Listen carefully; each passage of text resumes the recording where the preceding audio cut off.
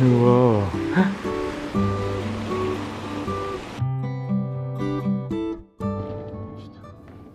こんにちは。How to Walk Japan です。2025年4月、八幡平のスピーディラインが開通しました。都会の観光地だとあるからね。雪に燃えていた名湯が次々と営業を再開する季節、ワクワクしますね。まだ準備中のところもあると思いますが、待ちきれずに八幡平に向かってます。右方向です。すごい、今日いい天気だな、今日。ね、昨日じゃ打ってかって。あんなにざんざん降りだったのにね。量が来てジャンプするわけじゃねえんだよな。何やんだろうね、なんか不思議って思う子供に。ちょっとそれ取っていい？これ100円だよ。ね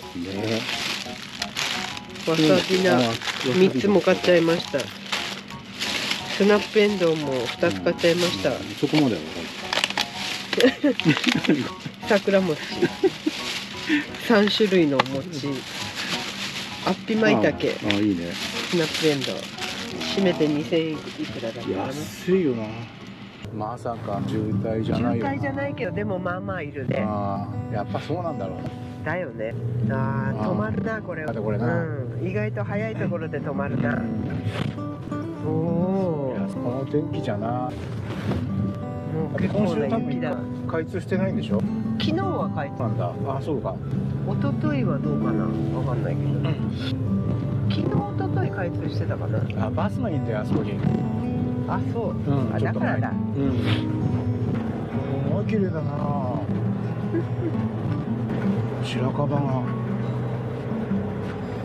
樺じゃないかもしれないけど白樺っぽいやつがほら、こっちとかすごい綺麗だよ。すごい。おお、随分だね。でもうちの車の方が勝ってる。怖い。やめてよ、こんなとこで事故は。なんか視界みたいにこうずっと続いてるって感じじゃないのかもしれないね。でもさ、どっか止めて歩いて。あ、そうだっけか。でもちゃんとすごいところはそんなに歩ってなかったんだっけかな。どうだっけな。来たこと自体覚えてない。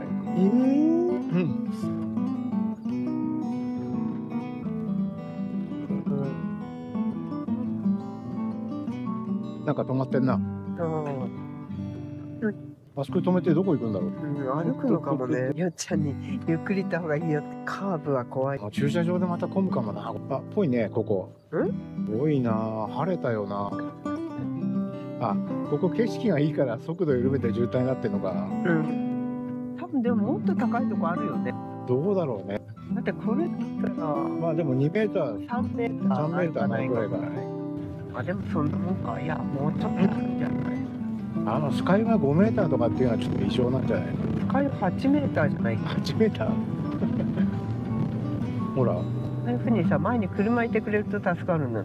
高さが。お前が前走ればいいんだよね。はい。だから結構回廊だよ。結構高いよ、あそこ。5メーターぐらいあるんじゃないあれ。5メーター？だって車の高さが2メーター弱でしょ、きっと。そうだね。俺の車が2メーター20だから、前は150ぐらいかな。にしてもいい天気だ。らしくない。意外と高くなってきた。そういうと低くなるか。これが頑張ってくれたのね。ありがとう。そうだろうな。何ヶ月も雪かきしてんだもんな。結構高いな。おー、すごいね。こんなに長かったかな、この辺の道。ね、やっぱり雪多いのかな。あ、やっとレストラン。あ、そっか、ここ歩いたんだ、ここ。あそこだ。そんなことできんの？あそこほらちょっと道になってるからさ、高さ取れるんだよ。だからあそこの駐車場の方が良かったのかも。まあ降りてってもいいけど、ここほら有料じゃん。あそこ無料じゃん。500円。あるかも。ある？うわ、すごいね。ねえ。やっぱ景色いいわ。左に行った方がいいか？左に。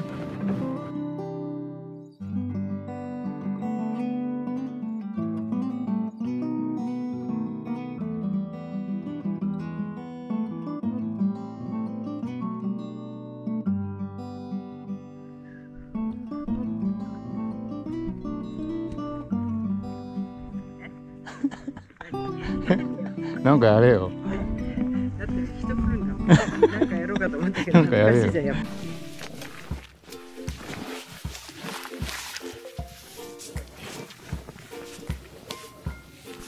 ぱ。こうやって行くと高いな、結構。本当だね。な歩いてる。あ。わあ、登ってるね。うん。どっから行ったんだろう。あ、スキー持ってる人いる。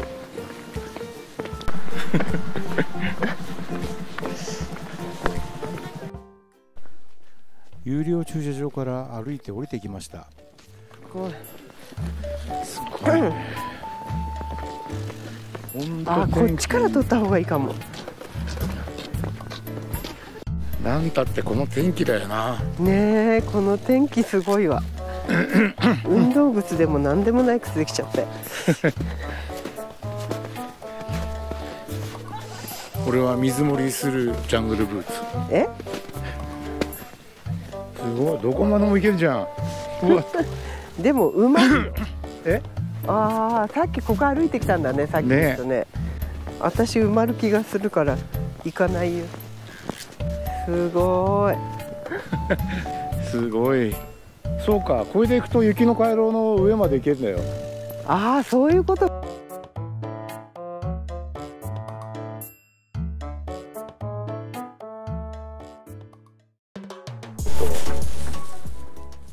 ぜひ一度行ってみたい東七温泉。視界の開けた海抜 1400m の高地にある数々の開放的なお風呂が特徴的です。あ、そうなんだ。こ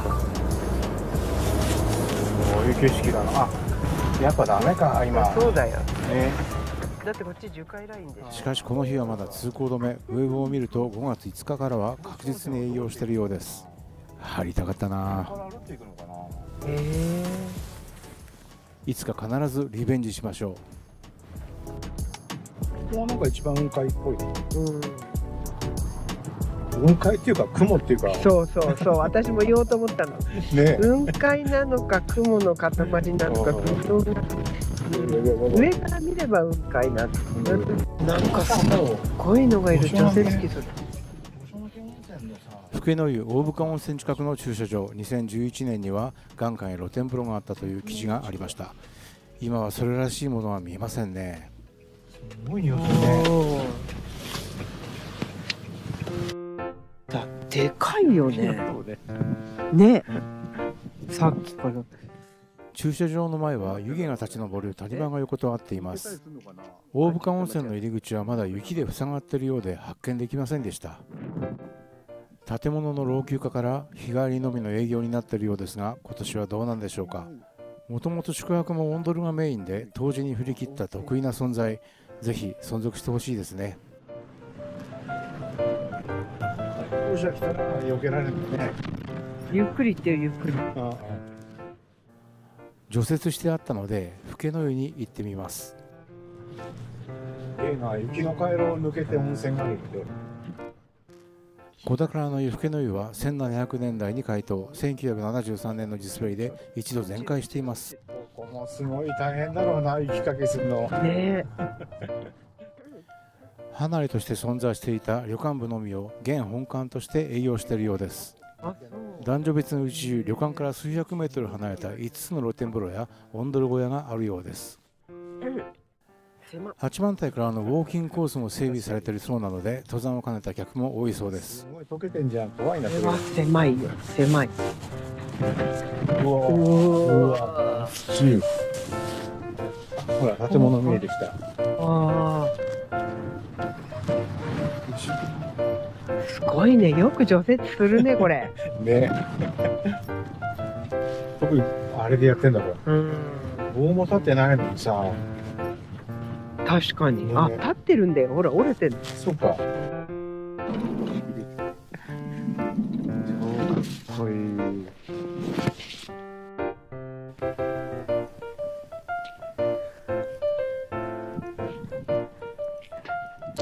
しょうがない。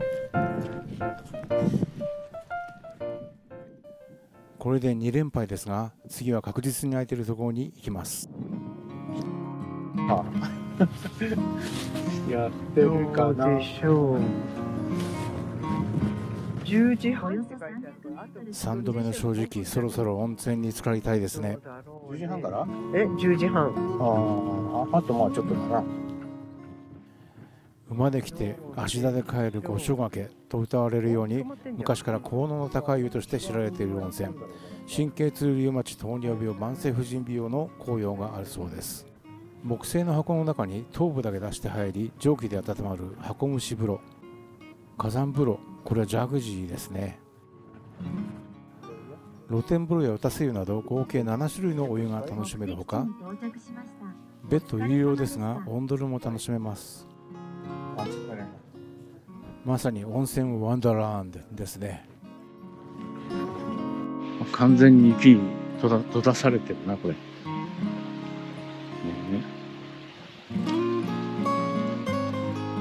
面白そうなんだけどね。五所掛け温泉の背後に広がる五所掛け園地を巡る自然観察路で1周1時間30分のコースがあります。五所掛けの語源となったおなめ求めの温泉の噴出口のほか、今夜地獄、小坊主地獄、大湯沼、中坊主地獄、大泥火山など珍しい火山現象を見ることができます。泥火山が大好きな妻に見せてあげたかったですが、今日は閉鎖中です。でも今日は温泉に浸かれそうです。実は昨年も熊に来ましたが、タッチの差で時間に間に合わず入浴できなかった経験があります。蒸し風呂、ここも蒸し風呂なんじゃん。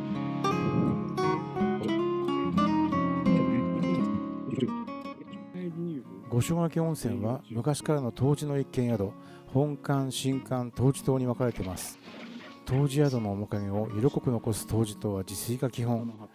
オンドル構造になっていて、実質で寝ているだけでも湯治効果があるということです。綺麗じゃん。すごい綺麗ね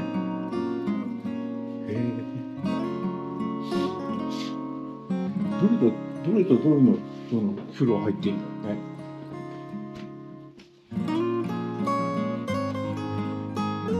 こっちは有料エリアだ。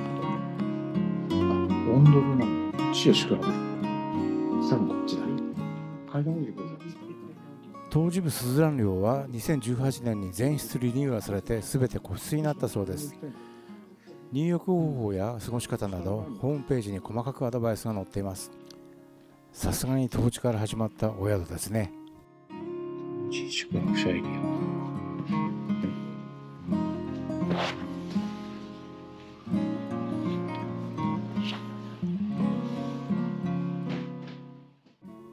非常に人気のお風呂ですので、たくさんの人が温泉を楽しんでました。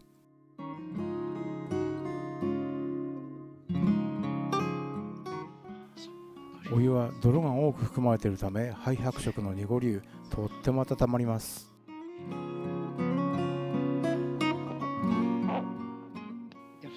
帰りに名物の黒卵を買っていきます。本館のカフェには美味しそうなケーキがありましたが、まだ開店してないのでパス。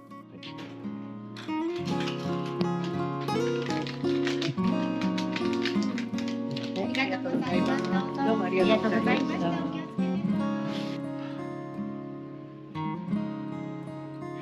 真っ黒。黄色がかったような気がするよ。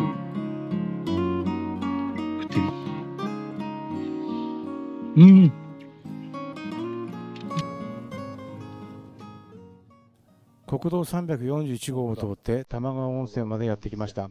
10時から3時までやってるってことだね。火山ガス大丈夫なのかね。こんな道だっけな。ほら、なんかもくもくしてんじゃん、あの辺。ほら、ほらほらほら。ほらほらほら。末期がんが治癒した奇跡の湯として名を馳せる名湯玉川温泉。すげえ坂だな。その紅葉についてはいろいろ意見があるようですが、個人的には体力を維持回復し治癒力を高めることでいい方向に向かうのは確かなことかと思います。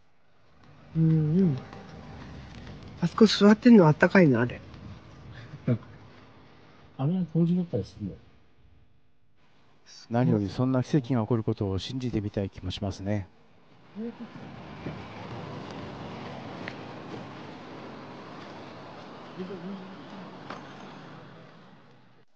五所ヶ岳温泉同様、自然研究路が整備され30分程度で見て歩くことができます。温泉に浸かる前に源泉を見に行ってみましょう。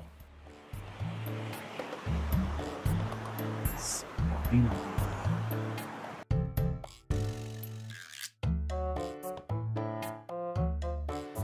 一生懸命除雪するんだろうな。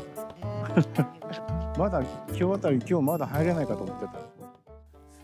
ここでは岩盤浴が湯治の方法の一つとして行われています。ここから先には岩盤浴の方が道に寝そべってたりします。源泉から一直線に流れる容器からもうもうと蒸気が立ち上がっています。左には岩盤浴の方が見えますね。この先にある岩は何でしょうか。ラジウムを放射する貴重な鉱石。やばいんじゃないの？放射線じゃないのかな。だよね。すっごいな。すごいな、ここ黙々だよ。この先に玉川温泉の源泉があります。玉川温泉の特徴はその泉質。強酸性 pH1.2 であり、温度は98度、さらに湯量は9000リットルパー分というとんでもない泉質です。あの色。ここだよ。98度 pH1.2 だって。人が入ったら溶けるよ、多分。例えば包丁を一晩つけておくとボロボロになるそうです。酸性度は日本一。うわーうわーどんだけ出てんだよな。温泉というよりはね、下塩酸といった方が近いですね。岩盤浴用のテントがありました。場所によっては40度から50度にもなるそうで注意が必要です。